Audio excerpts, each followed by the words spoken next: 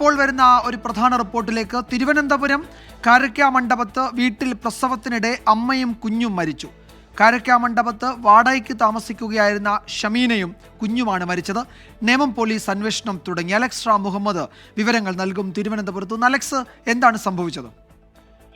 വിജയകുമാർ, അതിദാരുണമായ സംഭവമാണ് തിരുവനന്തപുരത്ത് കാരയ്ക്കാമണ്ഡപത്തുണ്ടായത്.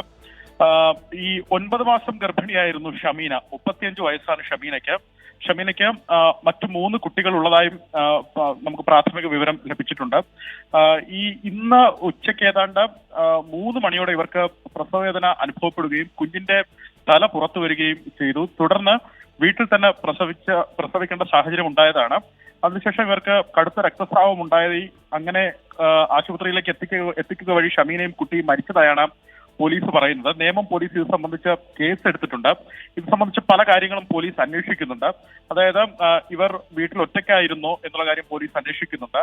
ഇവരെ ആശുപത്രിയിലേക്ക് കൊണ്ടുപോകുന്നതിൽ കാലതാമസം ഉണ്ടായോ എന്നുള്ള കാര്യം പോലീസ് അന്വേഷിക്കുന്നുണ്ട്. അതല്ല മറ്റെന്തെങ്കിലും കാരണമാണോ ഇവർ വീട്ടിൽ പ്രസവിക്കാൻ കാരണം എന്നും പോലീസ് അന്വേഷിക്കുന്നുണ്ട്. എന്താണെങ്കിലും അമിതമായ രക്തസ്രാവത്തെ തുടർന്ന് ഷമീനയും അതുപോലെ നവജാത ശിശുവും മരിച്ചു എന്നുള്ളതാണ് വ്യസനകരമായ കാര്യം. ഇവരെ PRS ആശുപത്രിയിലേക്ക് എത്തിച്ചെങ്കിലും ജീവൻ രക്ഷിക്കാനായില്ല. തുടർന്ന് ബന്ധുക്കളെത്തി അല്പം മുമ്പ് ആശുപത്രിയിൽ നിന്നും മൃതദേഹങ്ങൾ വാങ്ങി പോയിട്ടുണ്ട്.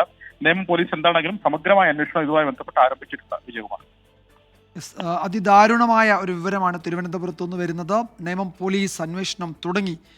അലക്സ് റാം മുഹമ്മദാണ് വിവരങ്ങൾ നൽകിയത്.